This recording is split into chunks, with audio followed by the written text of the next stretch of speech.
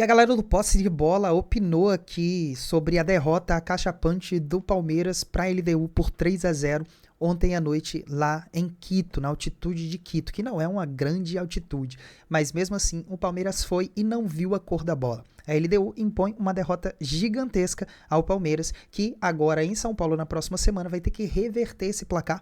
E aí todos os comentaristas, o Bruno Lavieri, o Mauro César Pereira, Juca Kfouri e todo mundo ali vai falar um pouco para vocês a opinião deles sobre essa derrota, tá? Fica de olho que no final a gente vai falar mais alguns detalhes aí sobre essa vitória da LDU. Vamos embora. Em Quito tivemos, olho na tela de novo, Palmeiras, LDU 3, Palmeiras 0, 3 gols no primeiro tempo, foi um massacre no primeiro tempo, uma loucura. Nem parecia, né? Não. O Palmeiras jogando. Como é que é? O gestual corporal do Palmeiras, a partir do primeiro Abel, minuto. Abel também. Tava na cara que o Palmeiras ia levar o baile que levou. E de graças pelo 0-0 do segundo tempo. Diante disso, eu pergunto, Danilo Lavieri, o que aconteceu? Pois é difícil encontrar uma explicação só, embora a gente saiba que, né, uma galera gosta de encontrar um culpado só, personalizar toda a derrota em um lugar só. E quando tem uma atuação como a de ontem à noite, eu acho que tem uma lista de culpados. O avião da Leila. A começar, claro, pelo Abel Ferreira, que é o comandante de tudo. Eu acho que ele errou na escalação. Não gostei da escolha de Veiga começar o jogo. Não gostei da escolha de Martínez começar o jogo. Ele mesmo depois na coletiva disse que o Martínez estava encarregado de marcar o jogador da LDU que fez os 2 gols. E o Aníbal é muito melhor marcador que o Pois Martínez. E aí ele falou que o Aníbal estava machucado, mas essa história não me convence muito, porque se o cara está machucado, não viaja até Quito para ficar no banco de reservas. Então alguma coisa estranha tem, ele podia até estar desgastado, mas machucado propriamente dito, eu não acredito. Acho que foi a opção do Abel mesmo. E a entrada do Kelvin, por exemplo, também, que jogou muito mal. Enfim, eu acho que a escalação do Palmeiras foi ruim. Eu fiquei pensando de ontem para agora, para hoje, vindo aqui para o estúdio, se de repente o Abel não tenha subestimado a LDU, não tenha analisado o jogo do São Paulo, não tenha analisado o jogo do Botafogo e viu, o São Paulo e o Botafogo conseguiram jogar bem na altitude, conseguiram ir para cima da LDU. E talvez o Abel tenha subestimado, embora o discurso dele tenha sido, na coletiva, tenha sido, não, eu avisei pro meu time que era uma equipe difícil e tal, mas o jeito que o Palmeiras entrou em campo não parecia o Palmeiras que disputa semifinais de Libertadores desde 2022, campeão em 2021, parecia um time completamente diferente. Como disse o Juca, o gestual do time estava muito mal. E no primeiro minuto, ali no quinto minuto, o Carlos Miguel já fez uma baita defesa que já mostrou que estava tudo errado, né? Então, além da escalação estava errada, o jeito que o Palmeiras entrou, o Kelvin, no primeiro gol da LDU, ele corta e parece que corre com freio de mão puxado. Câmera lenta. E aí depois a transmissão buscava os jogadores do Palmeiras, o Gustavo Gomes, com 15, 20 minutos, estava precisando de um balão de oxigênio, puxando o ar, cansado, ofegante. E para não falar só dos jogadores que foram escalados e entraram mal, como o Veiga e o Martínez, os que já estavam sendo titulares com frequência também foram muito mal, como o Andreas Pereira jogou muito mal, o Felipe Anderson, que tem feito bons jogos, foi mal também, o Vitor Roque, na chance que teve cara a cara, perdeu, o Flaco Lopes ainda acertou um chute no segundo tempo, o goleiro pegou no susto, então nem quando o Palmeiras acertou, deu sorte também. O Sousa perdeu, uma bela defesa do goleiro. Foi uma lista, uma sucessão. E eu acho que, pra mim, tem um pouco dessa subestimada. Eu acho que o Palmeiras não encarou o jogo como precisava. Uma semifinal de Libertadores, na altitude, contra um time tecnicamente inferior, sim, contra um time tecnicamente inferior. Mas o Palmeiras entrou sem a concentração devida. Pra mim, eu acho que esse é um pouco do resumo de tudo. É uma raridade raríssima, né? O Palmeiras fazendo isso. Eu vou lhe dizer uma coisa. Eu começo a discutir quão tecnicamente inferior é a LDU em relação ao Palmeiras, em relação ao Botafogo, em relação ao São Paulo. Bom, perdeu do Flamengo no Maracanã, empatou no Equador. Que raios? Mas é que o São Paulo jogou lá pra sair vencendo. Perdeu de 2-0, o 2-0 foi ao 1-0. Alguma coisa esse time tem. O Botafogo também pressionou no final. Como é que explica? Como é que explica que esse time historicamente se dá bem contra times brasileiros? Por isso que eu pergunto, foi a LDU que foi bem ou o Palmeiras foi mal? Então, pois é, não, eu acho que o Palmeiras foi mal. Mas eu acho que a gente tem que olhar para a LDU, porque eu vejo... Eu não descarto a possibilidade de o Palmeiras, o time da virada, virar. Mas eu acho que tem que olhar com mais respeito para a LDU. Agora, eu acho que o Abel foi mal. Vou dizer mais. Acho que o Abel foi mal ao começar com o Carlos Miguel no gol. Nenhuma culpa do Carlos Miguel nos gols. Mas que ele já tá com o rótulo do goleiro que chama gol, tá. Eu acho que ele era fazer 5 se não fosse ele. Talvez. Eu achei Mas veja, ele fez uma primeira defesa. Realmente, falei, bom, agora ganhou confiança, vai fechar o gol. Em seguida, uma bola que estava saindo 2 metros, ele voou e jogou para escanteio. Ele achou que era Pompeia. Isso. Ele achou que era um goleiro voador, mas não é Pompeia, era Pompeia. Achei correto entrar o Murilo pelo que o Fux fez contra o Flamengo. Agora, aí você já começa nas punições. Para mim, tirou o Aníbal pelo que o Aníbal fez contra o Flamengo. E o Aníbal é muito mais marcador que o Mi Martínez. E botar o Veiga. Bom, aí você pode dizer, bom, se você está querendo o Marcelo Lomba porque ele é mais experiente, já tinha jogado na altitude, coisa que o Carlos Miguel nunca fez, por que você não quer um cara mais experiente no lugar do Maurício? Porque o Veiga está se arrastando. Sim. Só por isso. Tanto que saiu no intervalo. Sim. Tem uma coisa que diz que pode termos ser a final brasileira, e é uma das coisas que diz, ou que dizem, é o que o Abel Ferreira falou, Arnaldo, depois do jogo. 90 minutos. 90 minutos no Allianz é muito tempo, disse ele. Bom, vamos lá. Eu acho que a gente pode acreditar na virada porque é o Palmeiras, né? Se fosse o São Paulo, a gente não acreditaria. Tanto que perdeu... Não, é verdade. Não, pelo potencial de cada time. Simplesmente isso. Não estou fazendo alguma elucubração genial, não. Né? O São Paulo perdeu só de 2, jogou melhor. Só de 2, aspas, né? Jogou melhor do que o Palmeiras jogou, evidente. Mas você não dava nenhuma possibilidade de virada por conta da fragilidade do time do São Paulo. Né? O time do São Paulo é um time fraco nessa temporada. O Palmeiras não, o Palmeiras é um time forte. Não, a minha questão é que o Palmeiras foi jogar contra a LDU parecendo não saber como jogava a LDU, como disse o Danilo, e não saber que essa formação que entrou no jogo já tinha sido reprovada na partida contra o São Paulo. Eu não entendo, sinceramente não entendo. Onde o Abel estava com a cabeça. Discutimos também depois do jogo com o Flamengo as estratégias do Abel para partidas fundamentais, muitas vezes equivocadas. Mas você falou na sua abertura sobre esses apressadinhos aí, como eu, que falaram que o Palmeiras jogava o melhor futebol do Brasil. Mas, por favor, ontem foi um desastre, hein? O Palmeiras, ele ganhou esse rótulo dos apressadinhos como você, âncora, em função de jogos em casa contra adversários mais frágeis, exceção foi o primeiro tempo contra o River Plate, que foi muito bom. O segundo, não. O segundo tempo foi também um negócio difícil de entender. O time recuou, teve muito pouca bola, foi até 24%, chamou o River para o seu campo, tomou um gol no jogo que era para o Palmeiras ter resolvido pelo ótimo primeiro tempo, lá na primeira etapa mesmo, em Buenos Aires. Mas enfim, se classificou, né? Só que os últimos jogos fora de casa não foram bons, né? Derrota para o Bahia. O jogo polêmico do São Paulo, quando poderia ter tomado 3 gols no primeiro tempo, ou pelo menos até o começo do segundo, né? O jogo contra o Flamengo, que ele tomou 3 gols também no primeiro tempo, e agora, outra vez, 3 gols no primeiro tempo. O que parece muito claro é que esse elenco do Palmeiras que foi formado é um elenco que praticamente obriga o seu treinador a montar estratégias e formações mais técnicas, menos combativas e um time mais agressivo. E ele claramente está tentando, que eu acho até louvável, fazer com que o seu time seja um time mais propositivo em relação a outras versões que o Palmeiras teve durante seu período como treinador. Mas ele não está conseguindo. O time não tem apresentado equilíbrio, é vulnerável demais na defesa e nem cria tanto assim, né? Você vê nos 2 jogos agora, não só ontem como domingo, pelo tempo até que o Flamengo ficou no seu campo e o Palmeiras empurrando o Flamengo para a defesa, foram poucas oportunidades criadas. O goleiro adversário nem trabalhou. Ontem houve uma defesa difícil do goleiro adversário. Domingo nem isso aconteceu, apesar de ter marcado 2 gols. Então o que você vê, o Palmeiras fora de casa ainda não é um time maduro e consistente. A sorte do Palmeiras, se é que ela existe nesse contexto, é que o jogo de volta é em casa. Então vai tentar aí lembrar seus melhores momentos, mas eu imagino que vai ter que fazer algo diferente, buscar uma formação talvez que se assemelhe àquele time da goleada no Água Santa, no São Paulo, os jogos do Paulista, do Santos, né? Vitórias, né? Até de goleada ou não, perdendo a primeira fora e depois ganhando em casa para ganhar o título estadual. Vai ter que fazer isso. Na Libertadores, onde vem acumulando eliminações dentro do seu estágio já há algum tempo, foi assim em 23, 24 e 22 também, né? 22, 23, 24. Então, é um contexto bem complicado. Depois de uma atuação muito ruim mesmo, impressionante. E no segundo tempo, o Palmeiras não foi nem capaz de aproveitar que a LDU... Foi até curioso, porque geralmente o adversário se cansa mais no segundo tempo. E a LDU no segundo tempo ela administrou mais o resultado e não tentou tirar proveito do, em tese, o desgaste do seu adversário para tentar um 4º gol. Praticamente não buscou esse gol. E o Palmeiras teve muito tempo ali rondando a área do time equatoriano para pelo menos fazer um gol e ficar por 2 para ir para os pênaltis ou 3 para se classificar. E quando teve a chance, o Sousa ainda perdeu, era a melhor chance. Então foi realmente uma noite terrível, mas eu não acho que, assim, o nível da atuação surpreende, foi muito ruim. Mas a derrota nem tanto, porque o Palmeiras não tem sido uma equipe tão competitiva fora de casa. E os jogos em casa, e os placares elásticos contra Juventude, Vasco, Fortaleza, eles acho que iludiram um pouco. E o detalhe, o Palmeiras tem um outro desafio, é não tomar gol. Mas nos 10 últimos jogos, o único time que não fez gol no Palmeiras foi o Vasco.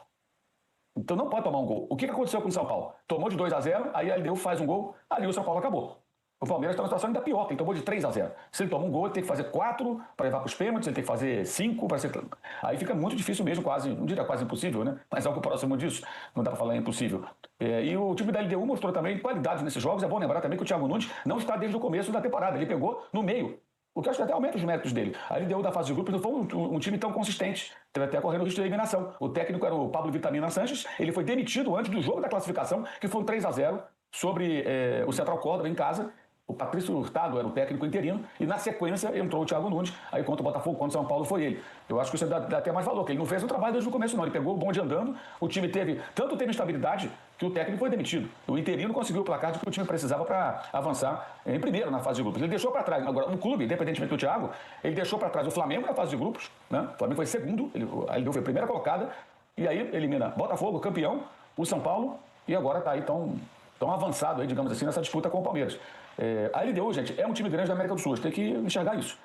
Foi campeão da Libertadores no Maracanã, em cima do Fluminense da Unimed. Um time caríssimo, que tinha eliminado o São Paulo, que era o time todo poderoso tricampeão brasileiro. Né? Então, a gente tem que olhar com um pouco de atenção. Eliminou há 2 anos o São Paulo no Morumbi da Sul-Americana, ganhou do Fortaleza, do Voivoda, lá no Uruguai, a sua segunda Sul-Americana, que tinha vencido o Fluminense na final de 2009. É um frequentador das competições internacionais, sabe exercer o mando de campo. Então, eu acho que a gente tem que realmente... Isso não vai acabar nunca, que o Juca falou da empáfia brasileira, não vai acabar. Infelizmente, não vai acabar. Mas é mais uma lição que o futebol brasileiro, parte da mídia e parte da torcida, levam com esse resultado de ontem, porque, de fato, é um time que está aí presente. Tem um retrospecto recente maior do que outras camisas importantes da América do Sul. O fator altitude foi uma cacetada tão grande que a gente nem falou muito de altitude. Não foi por isso exatamente que Em aconteceu. 30 minutos estava 3-0. O jogo de volta tem um cenário, e aqui juro que não é nenhuma provocação, é o gramado sintético. É um pouco diferente também para quem vai jogar lá, seja quem quer que seja, né? Não, é diferente, tem esse ponto, mas eu acho que só confiar nisso não é o suficiente e não acho que seja algo para a gente falar, não, é por conta disso, o Palmeiras vai conseguir algo. Acho que o Palmeiras precisa fazer um jogo completamente diferente. Por quê? Quando eu falo, eu falei um pouco da estratégia do Abel, falei um pouco da atitude do time, um pouco da altitude também. Quando a gente vai analisar individualmente as atuações, não tem um jogador que você fala, não, esse aqui jogou mais ou menos. Teve um momento que o cara tentou um chute do meio de campo, que parecia que ele não estava nem conseguindo raciocinar direito. Não, em nenhum momento o Palmeiras deu mostras assim, de o torcedor ficar um pouco animado. A gente fica pensando, talvez um pouco do imaginário. A questão é a seguinte, contra o Cruzeiro faz o quê? Mas, Danilo, o que eu acho, na verdade, observando o Palmeiras, que é um time que eu passei a gostar de ver, além de acompanhar profissionalmente, é que esse Palmeiras, nova versão, muito mais técnico, muito mais interessante, é um Palmeiras que não se defende bem. Ainda não se defende bem. Ele pode chegar a esse ponto, mas ele não se defende bem. Nas partidas que a gente apontou contra Flamengo, São Paulo e LDU, o Palmeiras se defendeu muito mal. Nas 3 partidas. Né? Então, o futebol não é... E na verdade, nessas 3 partidas, o Palmeiras precisava se defender bem antes de propor jogo. Né? Eram jogos como visitante, que a principal missão era do Palmeiras antigo, entre aspas, né? Se defender bem. E o Palmeiras não se defende bem ainda. Talvez também por questões de estratégia. É aí que nós estávamos tentando entender o que o Abel foi inventar contra a LDU, numa formação que, como eu falei, tinha sido reprovada num jogo antes. E acho que essa é uma situação. O poderio ofensivo do Palmeiras aumentou absurdamente. Tem a dupla, tem o Andreas, tem a passagem dos laterais, mas o Palmeiras... Sabe o que simboliza isso para mim? E essa é uma questão, é um dilema para o técnico que está há tanto tempo e desta vez tem um elenco muito mais qualificado. Personifica naquele pensamento, tem que jogar o Bruno Fux, porque ele sai jogando bem. O Bruno Fux defende bem. Ele é zagueiro, vamos começar por aí. Eu concordo com isso, mas é que o Murilo tá longe de estar na sua melhor fase. Então eu só pondero essa... Sim, eu só peguei um exemplo. Sim. Né, da questão da construção, do propor o jogo, do encantar, com uma coisa que o Palmeiras fazia muito bem, se defender. E o Palmeiras não está se defendendo bem. E desses jogos todos... O Palmeiras foi o time brasileiro que pior se defendeu. E isso me surpreende, de fato me surpreende. E acho que é uma questão pro restante. Pode ser para a partida da volta, para o jogo com o Cruzeiro, pro restante dessa temporada. Porque um time desse, com essa capacidade, com esses jogadores, com esse investimento, não pode ficar de mão vazia nessa temporada. Não pode. Simplesmente não pode. E o técnico sabe disso. E a responsabilidade dele é grande nessa história. Então, assim, é claro que não é de uma hora para outra. O time é outro depois da Copa do Mundo de Clubes. Saiu o Estevão, entrou fulano. Não é simples remontar numa mesma temporada. Mas a minha conclusão, depois de ver várias partidas desse novo Palmeiras, é que o Palmeiras não está se defendendo bem. Essa é a minha conclusão. Trajano, você fez a pergunta, e agora? Toda semana tem um jogo-chave, né? Eu não sei direito, há 2 semanas atrás, em relação ao Flamengo. Flamengo e Palmeiras, a gente disse. Então, o Flamengo perdeu do Palmeiras, título brasileiro, acabou o Campeonato Brasileiro, o Palmeiras bota 6 pontos na frente, aí ainda está na Libertadores, agora se inverteu. Então, a situação do Palmeiras, que era, vamos dizer assim, não digo cômoda, mas confortável, que se vislumbrava como uma coisa muito positiva, pode virar muito negativa se ele perde no Cruzeiro e não consegue ir eliminado da Libertadores. O que o Palmeiras você acha que vai fazer? Eu acho que o Abel não vai fazer o que eu faria. Eu acho que o Abel vai poupar, vai entrar um time misto. Contra o Cruzeiro?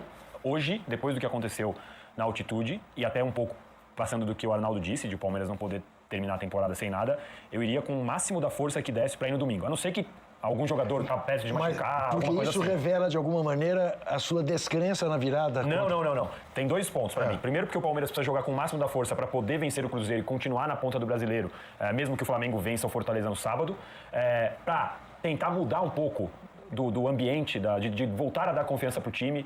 E eu acho que é para você não abrir mão, porque assim, se o Palmeiras perde do Cruzeiro jogando com um time misto, não importa, e o Flamengo ganha no sábado, a gente vai ver um Palmeiras que a gente não viu em nenhum momento do ano totalmente desacreditado neles mesmos. Porque o Palmeiras vai perder 3 jogos seguidos. Mas é um momento que você tem que se arriscar. É um momento em que você tem que tomar as consequências de, eventualmente, algum jogador ter uma lesão muscular, alguma coisa. Mas não é a hora de o Palmeiras se poupar, não é a hora de o Palmeiras abrir mão de um campeonato. Se o Palmeiras fosse pegar um time lá embaixo da tabela, eu até entenderia. Entra com um time misto, deixa os titulares no banco. Se precisar, você vai acionando. Com relação ao Palmeiras, o que fazer? Essa derrota deixou ele meio como diz o Arnaldo, num mata-burro, né? Eu acho que nesse momento é uma hora de tentar usar o que tem de melhor, os jogadores têm que dar um pouco mais, né? Quem não foi convocado ficou 10 dias aí só treinando, descansando, então analisar a situação física de cada jogador e colocar o time mais forte possível domingo e mais forte possível na quarta-feira, na quinta-feira, não tem outro jeito. Domingo não, sábado? Domingo. Não. Isso. Tudo bem, eu tô pensando que ele tá falando do Flamengo, tá? Ok, desculpa, Mauro. Eu acho que não tem outro jeito, é tentar colocar a força máxima. Agora, tentar também adequar o time à necessidade de fazer muitos gols. E não tomar gols. Acho que esse que é o problema, mais do que a escalação. Um time que tomou gol em 9 dos últimos 10 jogos, só o Vasco não fez gol. O Vasco é um freguesaço do Palmeiras, né? Já tinha falhado clamorosamente os primeiros 2 gols, negócio horroroso, aquele Hugo Moura furando. Foi um treino, o Palmeiras passou ali tranquilo. Não foi ameaçado. Mas todo jogo tomou gol. Toma gol aí de Juventude, Fortaleza. Tá todo mundo aí, ó. Todo mundo faz gol. Então, esses são os jogos do Allianz Parque. Tô falando dos 10 últimos jogos no total, em todos eles o Palmeiras foi vazado, exceto o jogo do Vasco. Então, não tomar gol, como aconteceu com o São Paulo. Mas eu acho que, diante disso, é tentar colocar a força máxima nos 2 jogos e os jogadores vão ter que dar um pouco mais. Eles colocaram o Palmeiras nessa situação, eles são técnico, né? Então agora eles têm que fazer um esforço. Não tem muita saída. Lembrando que o Palmeiras vem de uma sequência de eliminações em casa. Mais uma agora, seria algo muito impactante, né? Nesse contexto todo. Antes de pensar em descontar a diferença ela pode ficar... impossível de ser descontada se o Palmeiras tomar gols na sua casa.